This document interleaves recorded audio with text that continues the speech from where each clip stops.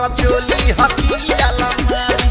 देखो चाभी लुकवले बाड़ी कर चोली हकी अलमारी देखा चाभी लुकवले बाड़ी कर चोली हकी अलमारी पहिले रहे टाइट ढीला कैलस जमानामा भारी देखो चाभी लुकवले बाड़ी कर चोली हकी अलमारी देखो चाभी लुकवले बाड़ी कर चोली हकी अलमारी देखा चाभी लुकवले बाड़ी कर चोली हकी अलमारी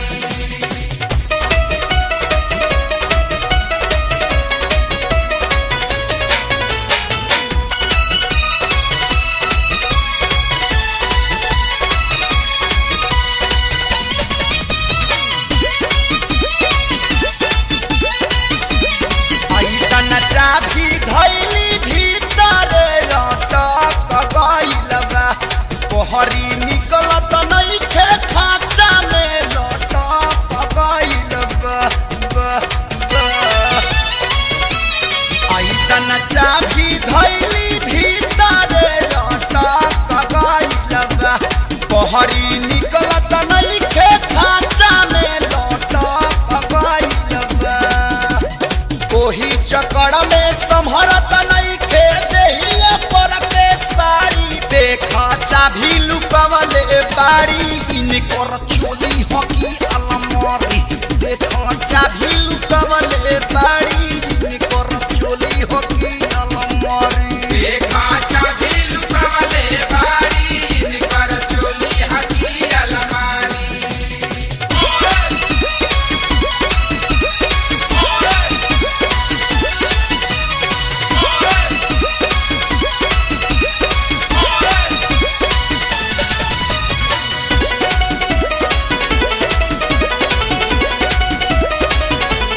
इनकर देखी के रोहनिया लोग के माथा चकराता पैसा बैंक छोड़ के सारा इनकर झूला में धरता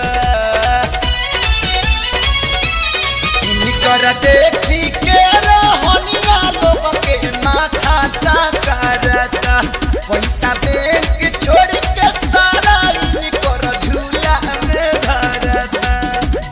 बिना मरद के घूमा तारी जाके सोहर मोतिहारी देखा चाभी लुकवले बाड़ी इनकर चोली हकी अलमारी देखा चाभी लुकवले बाड़ी इनकर चोली हकी अलमारी देखा चाभी लुकवले बाड़ी कर चोली हकी अलमारी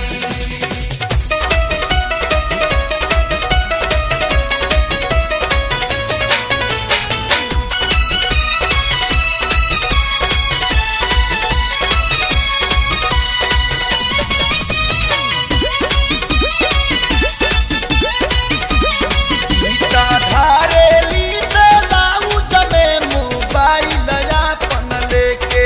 जब होला भाई भोरे सनता भीतर से धुआं फेंके ईटा धारेली ब्लाउज में मोबाइल अपन लेके जब होला भाई भोरे सनता भीतर से धुआं फेंके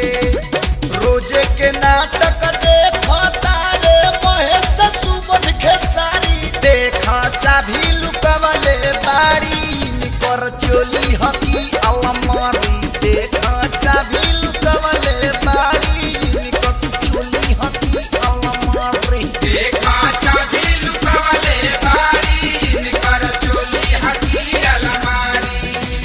पहिले रहे टाइट ढीला कैलस जमानामा भारी देखा चाभी लुकवले बाड़ी इनकर चोली हकी अलमारी देखा चाभी